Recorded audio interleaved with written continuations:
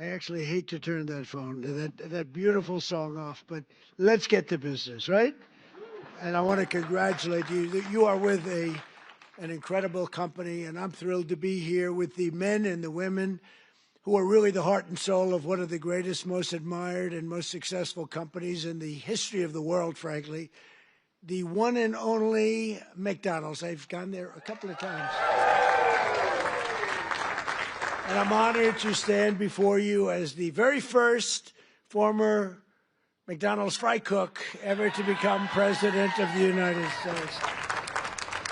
And I actually was there for about 30 minutes, and that was 30 minutes longer than Kamala was there, right? Despite her job at McDonald's, that didn't work out too well. And the person at McDonald's that informed us off the record that she never worked there, whoever you are, we appreciate that. That was very nice. But I want to thank, as you know, the famous Sundar and Sergey Brin. These are two guys that own and run a place called Google. They called me the following day after I did that McDonald's little skit, because it wasn't a commercial. You got it for nothing. It was a skit. And they told me that, and I didn't know them. I said, who are they? They own Google. I said, that's pretty good. That's not bad. And that it received more hits than anything else in the history of Google, and that records, it still stands. So congratulations on allowing us to use it, but you made a very good deal as usual. But you know, in the old days, McDonald's and many others would call me to do this kind of a thing, come over and say some words and talk, and they'd pay me millions of dollars. Likewise, they'd do it. They'd call others, only superstars, and they'd pay them millions of dollars to speak. And as president, I'm doing this damn thing for nothing, okay? And you know what? Because it's you, it's an honor to do it, and it's an honor to be here. Really, the job that McDonald's has done is incredible, and that you're doing. But as you may have heard, I'm also one of your all-time most loyal customers. I really am. Well, I think that's good. I'm pretty sure that's good. While other politicians fly around on campaign planes stocked with expensive catering, on Trump Force One, prior to ascending to Air Force One, which is quite a nice plane also, we served only McDonald's almost every time. On occasion, we couldn't find one, which is pretty hard to believe. We'd go another route. But we really did. You fed us very well, and I even got Bobby Kennedy to eat a Big Mac. And he told me he loved it. He didn't want that publicized. He told me he loved it. I thought it was great. I want to thank McDonald's chairman and CEO, Chris Kempczinski, who I just met backstage. I guess gave him a little piece of my speech signed. I said, do you want to keep this? You can either hang it, you can give it to somebody, you can throw it away. I don't care. But I don't stay on the speech too long anyway, you know, so usually those speeches aren't too accurate, what I give. But McDonald's USA president is here, Joe Erlinger. Joe, wherever you may be, thank you very much. Thank you, Joe. Good job, along with everyone from the International Franchise Association, which does really fantastic work. I've heard from many people you do a fantastic job. So thanks as well to two former McDonald's operators now serving in Congress, Representative Kevin Hern and Chuck Edwards. Are you here, fellas? Come on, fellas. And they're warriors, those two. They're warriors. Thank you very much. Great job. And, of course, let me thank the people who truly keep the McDonald's magic alive, the incredible franchisees, and you got a lot of them here tonight. Yeah, and you're the heart and soul, and they would tell you that all the time. They tell me that. You carry on the commitment to what Ray Kroc said he wanted from every McDonald's restaurant, perfection. Have you heard that? Perfection. That was very strong. Ray liked to say that if you think small, you'll stay small, and that's why no one thinks bigger than McDonald's, not in your industry, and probably never will. I don't know if anybody can ever catch you. I doubt it. Every single day you feed an incredible 1% of the entire world population, 70 million meals every day. An amazing 1 in 8 Americans works behind the counter of a McDonald's franchise at some point in their lives. Yeah, we heard about that. I heard about that. Wasn't true in that particular case, but for tens of millions of our citizens, the road to the American dream starts beneath the golden arches, beautiful golden arches. So to each and every one of you, thank you and congratulations on 70 years of American greatness. Congratulations. And, you know, I just might add, this is also the golden age of America because we are doing better than we've ever done as a country. Prices are coming down and all of that stuff. And, you know, they talk about different terms for that. But I will tell you that nobody has done what we've done in terms of pricing. We took over a mess. We had the highest, think of it, the highest inflation in the history of our country. They say 48 years it was the history of our country. And now we have normal inflation. We're going to get it a little bit lower, frankly. But we have normal. We've normalized it. We have it down to a low level, but we're going to get it a little bit lower. We want perfection. You know, you always want 1%. I don't know if anybody knows. You don't want 0. 0 can be bad. Then you start going the other route. That's no good either. Then you say, what's worse, deflation or inflation? But we have it almost at the sweet spot, and prices are coming down on different things. One of your groups that you admire, I admire, Walmart, came up last week, and they announced that Thanksgiving this year is 25% less. All of the accoutrements, that Thanksgiving is 25% less than it was last year under Sleepy Joe Biden. So that's a big statement, and others have followed up by saying just about that. And to your leader, when we met, I said, how are you doing with prices? Prices are coming down. He said, we were up 40% because of Biden and inflation, and they're coming down, and they're coming down rapidly. So I hope that all continues to go, but we're really doing well as a country. Most importantly, however, I will tell you, big picture, we have over $17 trillion being invested in our country in 9 months. It's now just about ready to crack 18, and by the end of 1 year, we will have about $20 to $21 trillion invested in our country. That's more by 10 times the highest amount ever invested in any country ever before. And it's largely because of tariffs and, I think, November 5th election. But it's the largest amount. As an example, so if we have 20 or 21 in 1 year, 21 trillion, think of what that is. That's car factories, that's AI, it's everything. They're all coming back because of the tariffs. They're all coming back because they don't want to pay 15, 20, 30, 100% tariff. It wasn't that complicated. People are saying, you know, Trump was right. It really wasn't that complicated, but it's been amazing. As an example, if you take me at 20 for 1 year, Sleepy Joe Biden, you know what he was? Less than 1 for 4 years. And if they got elected, they would have been at -10 because people were moving out of the country in record numbers, and welfare and other charges were increasing at levels that nobody has ever seen before. So you would have had double and maybe 50%, maybe literally more than they've ever seen. Welfare was going up. Everything was going up. Government jobs were going up. Real jobs were going down. So you would have had that catastrophe, and on top of it, instead of 20 trillion coming in, you would have had 10 trillion leaving our country. In other words, you would have had a catastrophe. You probably would have had a bankrupt country. You are so damn lucky that I won that election. I'm telling you. It's actually true. I hope the press covers that. You know. Sometimes he got up and he ranted and raved and bragged. I don't brag. I just give you the facts. It's true. But those in this room know the people of our country better than anybody. And before the sun rises, you're up serving hot coffee to construction workers, nurses, and police officers on the way to the job. In the evening, you stand ready with the fast dinner and a smile for busy moms and their children as they race from school to soccer practice. Really is. It's Americana. And late at night, your lights are off and the only one still glowing when the long-haul trucker pulls up for a good meal and a best Coca Cola in America. Best Coca Cola. Whoa. And I'll bet they use real sugar in your Coca Cola. You know, they didn't in the United States. I said to the head of Coca Cola, you got to go to sugar. They do in other countries. And you know what? They went to sugar. Isn't that nice? I said, you got to go to sugar. Just like I said, why is the Gulf of Mexico called the Gulf of Mexico?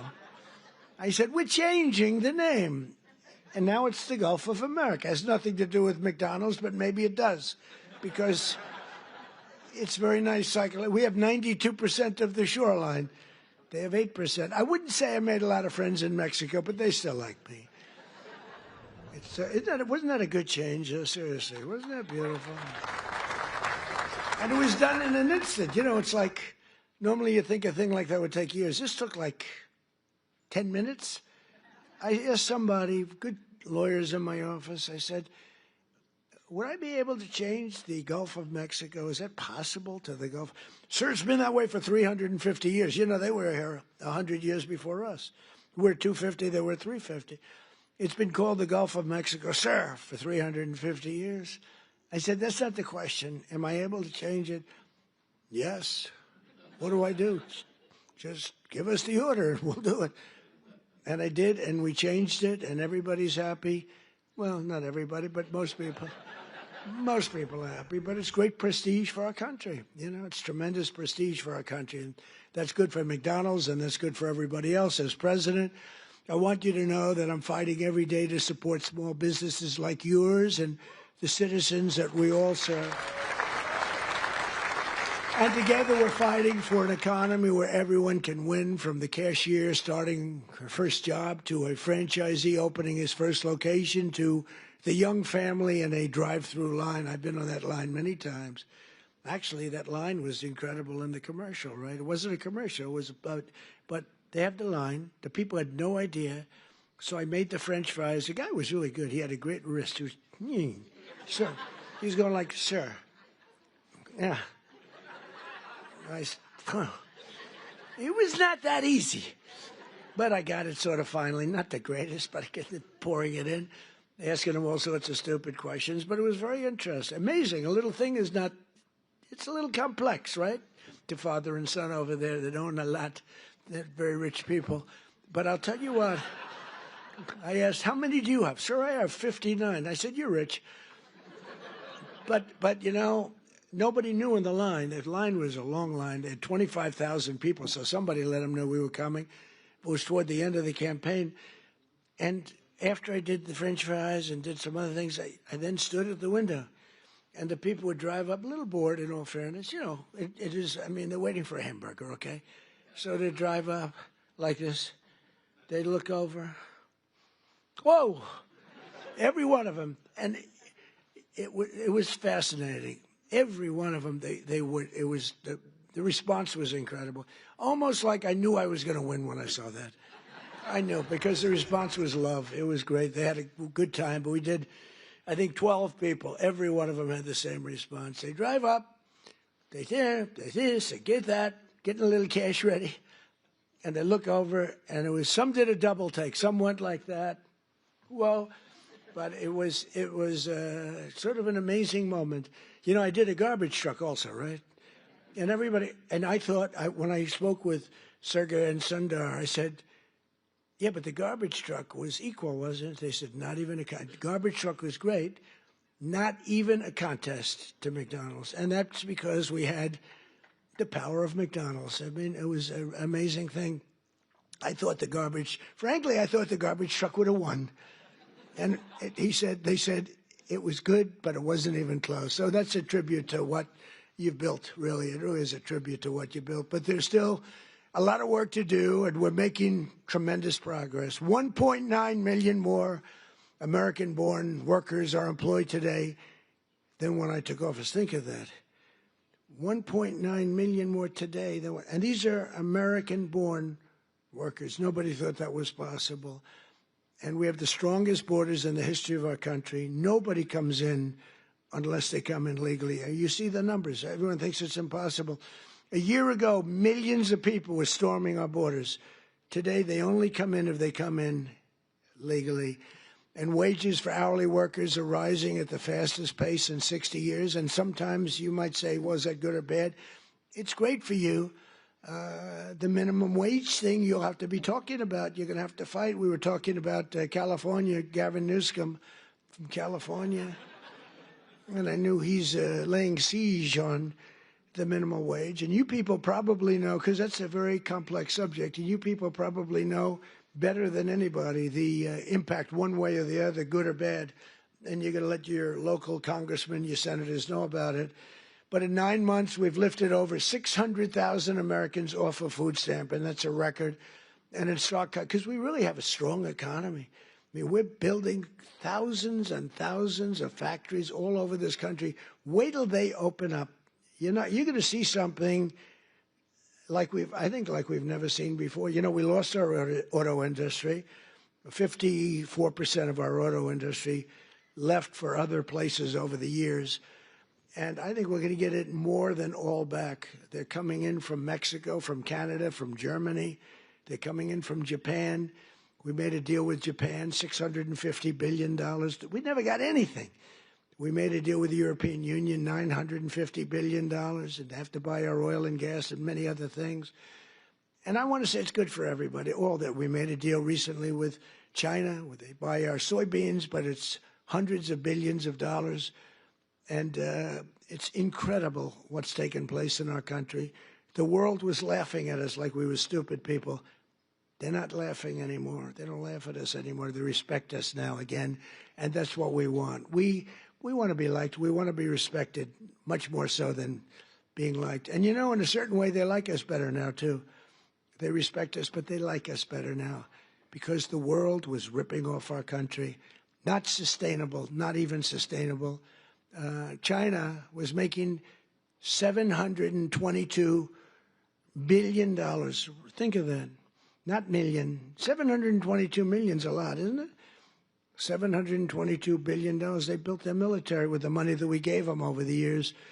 And in my first term, we had a great first term. The most successful economy we've ever had in my first term. This is going to blow it away. This is blowing it away, to be honest with you. It blows everything away. There's never been a time like this, and you're going to see the results, you know, pretty quickly. But in stark contrast to the previous administration, 100% of all new jobs created in America under my administration have been created in the private sector. Because, you know, we are trimming out government jobs.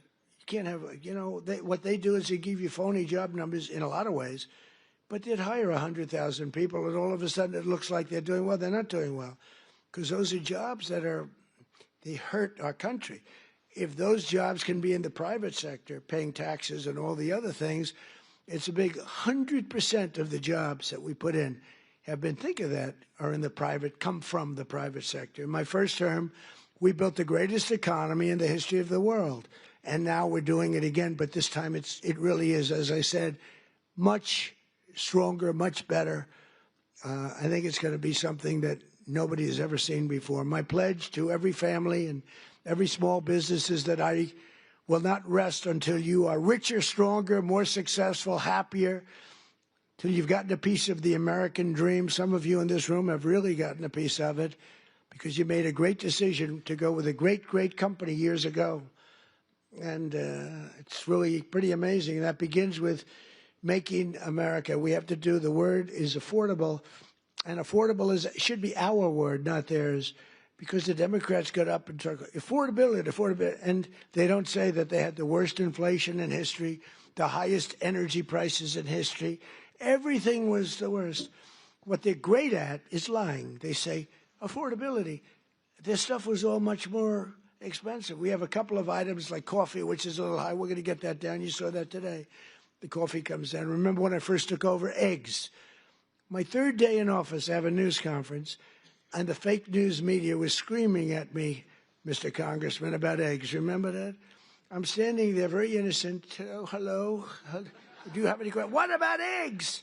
What about them? They're up 4 times. I said, look, I just got here. I'm sorry. And Brooke Rollins and Department of Agriculture did a phenomenal job. And they said, don't order eggs for Easter because you won't be able to get them. And they said, we have a big Easter egg hunt at the White House. It's sort of a thing that has gone on for 100 years.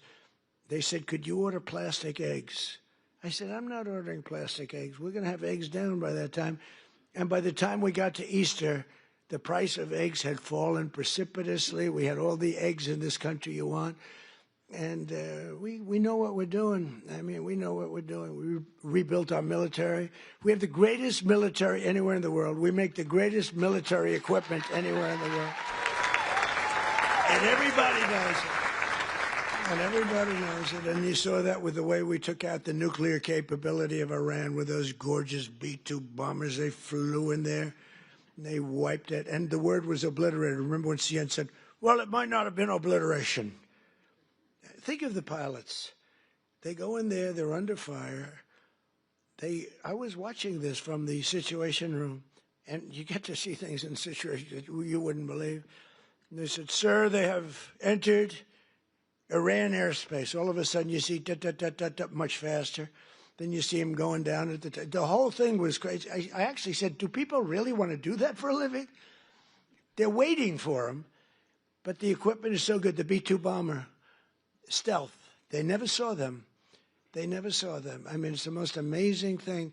And I honored the pilots at the White House. I had them brought in, along with mechanics and a lot of other people. We brought them to the White House to give a little celebration because they flew 37 hours flawlessly. Now compare that to the Jimmy Carter Iran situation with the helicopters crashing and the this and the, oh, what a horror, and the hostages. And I said, we can't let that happen, but we have a great team. General Raisin Kane is unbelievable. The whole group is unbelievable. And they went in, and I brought them into the White House, and I brought them then into the Oval Office, the pilots. And we met them, all handsome. They look like Tom Cruise. They really do. I don't want to be a wise guy and say, but taller. I'm not going to say that. No, they're perfect specimens. I mean, these guys are like from a movie. I could take everyone, put them in a movie. And I said to him, so what's the story with that raid? Did you expect, because you remember I pulled it back? Because I saw reporting that we're going to be leaving at a certain time.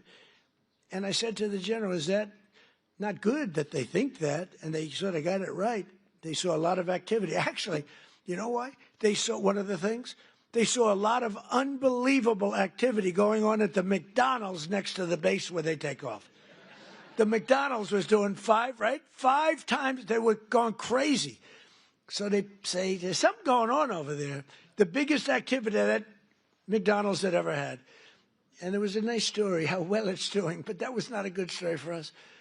So I canceled it and then I announced we're canceling it. And the pilots said they were devastated. Then I put it back in the exact same time because that was the only time they weren't thinking would happen. And we left exactly in time, but that was after canceling it 2 days before. And then we put it right back in the exact same slot. And we had identical planes, the B-2s, flying four of them, flying into Guam. And they thought that was the attack team. And they were watching those planes in Guam, going to Guam, and that was not the planes that we had. But think of it, they flew both ways 37 hours without a sputtering of a bad engine, without any problem. But they got in and they said they have entered Iran airspace and the enemy's waiting for them. And they dropped the bombs. They hit every chute. You know, they have air chutes that go deep into the granite mountains. If you don't hit those chutes, the damage won't be as big as you want. And every bomb hit every chute. And then we hit them with rockets from a submarine that was quite a distance away, 30 of them. Let's put it this way, they got hit. And it totally took out the nuclear capability. And I said to these guys when they came in to the office, I said, do you guys like doing this stuff? You know, they said, sir, it was the greatest day of our life. Can you believe this, Congressman? It was the they're like heroes. They're like American heroes. Who the hell wants to sit? You know, those ships are very big, but they're very small when you're up way high, going very fast. And he said it was the greatest day of our life. And they told me something that I didn't know. They said that, sir, Do you know we waited 22 years for this, our predecessors and us. We would practice this run for 22 years. I didn't know that. For 22 years, we had to practice. We'd do it 3 times a year. We would practice this exact run. And then when you canceled it, because I canceled when they heard that we were coming, we were devastated. I said, see, now if I were a flyer and they canceled, I'd be extremely happy. Well, we're canceled, so let's forget it. But we were devastated. So I said, this is something you really love, right? Yes, sir. We were so honored. This was the greatest day of our life. I mean, it's really great. We just have incredible people in this country. It's an amazing story. And they hit, and then they said, skedaddle, the word skedaddle. And that plane went like this. You know, when it drops a bomb, it goes down very steeply because that gives it a better angle and, you know, more speed for the bomb. Very, very heavy bombs. And they go, boom. And as soon as those things, the one pilot, the first one said, skedaddle. And that thing just turned in its side. And it's so unbelievable. And that knocked out Iran nuclear capability. And all of the Middle East became a different place. And now we have peace in the Middle East. And at the United Nations today, they approved the Board of Peace, which is I'm going to chair. And we're picking the leaders or the heads of the most important nations in the world. I think it'll be a board like no other than perhaps the McDonald's board. You have a very good board. You actually have a very good board.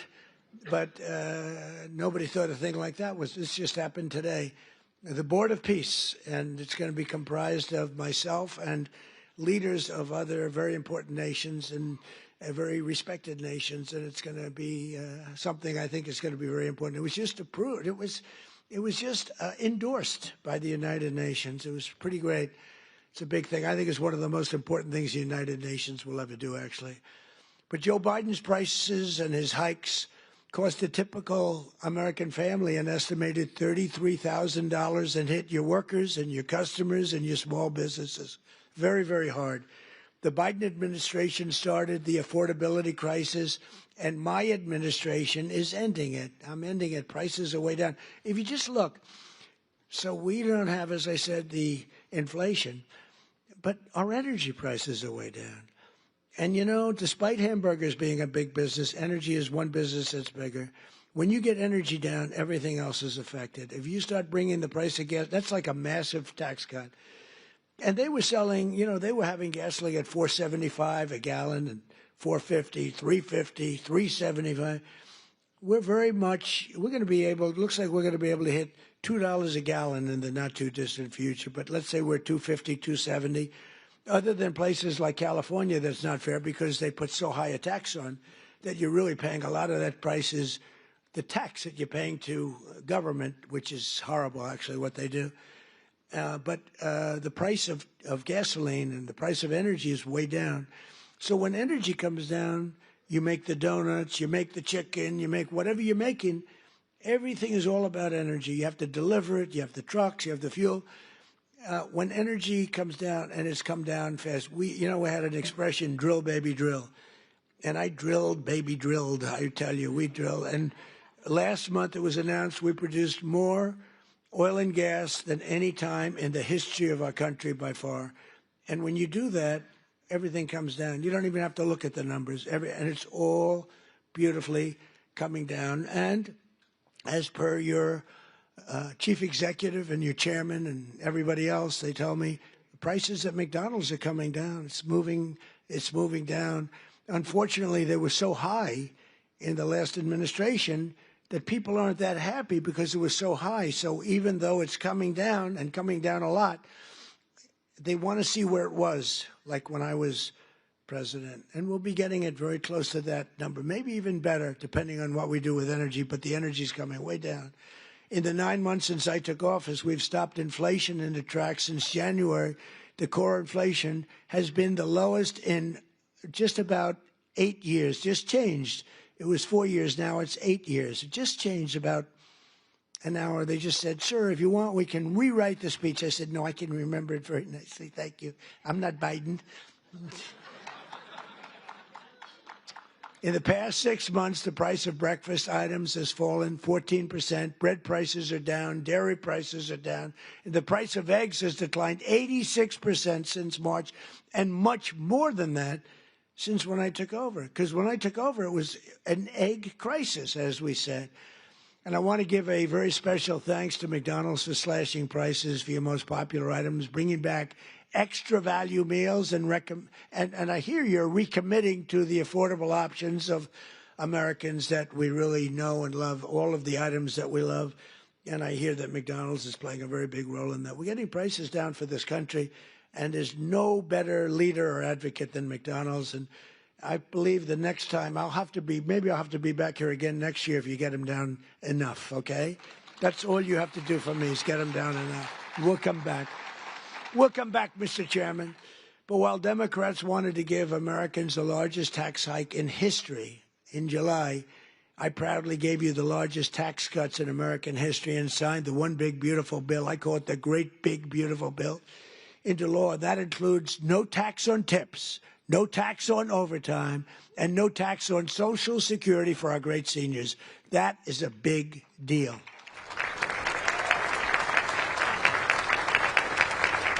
So the great big beautiful bill is the biggest piece of legislation ever passed in our country's history. It gives expensing to you as owners, where you do something, you could expense it, you can take it off in 1 year instead of 38 or 40 years. It gives you so many things. And I'm not giving it to you, I'm giving it to the people that you're hiring, because I'm giving it for jobs. You're going to expand, you're going to do tremendously, you spend money, and you can write it off quickly as opposed to over a period of many, many years. The typical waiter, waitress, or police officer will take home roughly $2,000 extra each year because of just what we've done on taxes. And the tax cut bill, and I call it the tax cut bill, is also a big boost to small businesses like yours. It includes permanent expensing. And again, the biggest thing I did in my first tax cut bill, and this also expanded and extended that, was the expensing, the 100% expensing. But now we have the expensing for a 10-year period, so for 10 years. And frankly, I sort of said, let's make it 2 years because, you know, I want the results to be immediate. 10 years, they can take their time. I had a lot of pushback, including from these guys. They said, no, the right thing. It might have been good for us politically, but it's better what we did ultimately for the country. So we have 10-year full expensing. Nobody thought that was possible to get. We also expanded tax relief for all franchisees and made the pass-through deduction permanent. It's now permanent. And very importantly, under our tax cut bill, we virtually eliminated the unfair estate tax or death tax, so you can keep your family business in the family, your children, if you love your children. If you leave your beautiful place to your children, you won't have estate tax, small business. Now, if you don't love your children, you don't really care what I'm saying right now. I've only had 2 or 3 people over the years that say, I take a vote. Does anybody in this room dislike their children where you're not leaving it to your children? And, you know, it's always blank, blank, blank. Then all of a sudden, one guy about 6 rows back, okay. And I thought he was kidding. I said, oh, that's so funny. I'm not kidding. My kid is no good. I'm not. And I said, this is amazing. So he's not so happy with this, but it's all right. But think of it, you know, farmers especially, where they'd have a farm. And, you know, the expression, the land rich, cash poor a little bit. But they have a great, wonderful thing and a way of life that they wouldn't change with anybody, not even a franchisee, right? They don't want a McDonald's. If they have a farm, they love their farm, just like you love what you're doing. But the farmers were dying, leaving their farm to their children. The value of the farm was high. They'd go out. They'd have a tremendous estate tax or death tax. And it would so much. I mean, the percentage is crazy how high. They'd end up losing the farm in bankruptcy. They'd go out and borrow all this money to pay the tax, the estate tax. They'd put a mortgage on the farm, and they'd end up losing the farm. Many of them committed suicide. They would commit suicide. It was such a horrible thing that was happening. And we've ended, think of that, the death tax, the estate tax on the small businesses. So I hope you're around for a long time. You don't have to think about it. But but it's a great thing for your family, and it's, a great thing for longevity.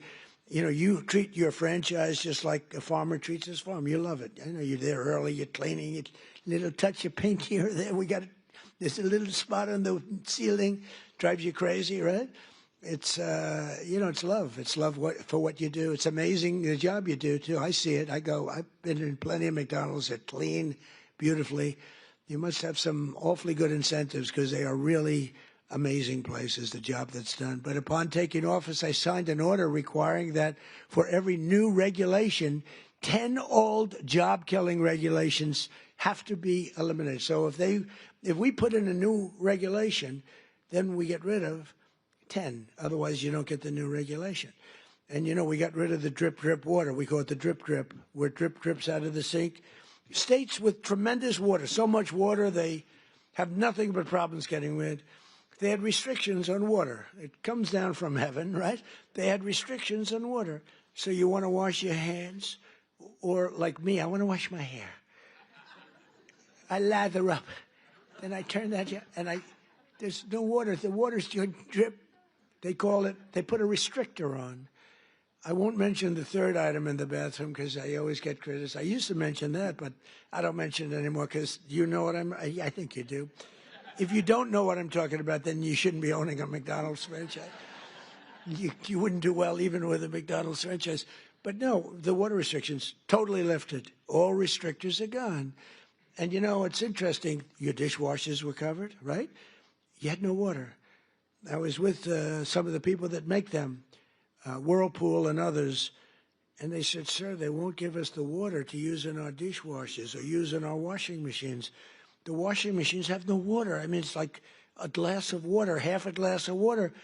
We need water. And I said, how bad is it? He said, well, like the dishwasher. They put the dishes in, and they just keep pressing the button, they end up using more water. So I gave them, as you know, unlimited water. Biden came back with a rigged election, and he immediately restricted the water again.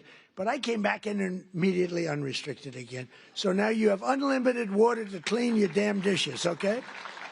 And other things. Your hands. Didn't you hate that? You walk in to wash your hands. I'm a big hands guy. I like to wash my hands. I used to hate shaking hands. Now, once you run for office, you better like shaking hands or you got a problem. You ever see a politician? No, I don't want to shake hands. Can you do that? I don't think you wouldn't be a politician very long. I actually thought that with COVID, that would be the end because, they didn't want you to shake. I said, well, but then it came back a little bit slowly, then eventually. But when you're a politician, you have to shake hands. So I like washing my hands. And you'd go into the sink, new places generally.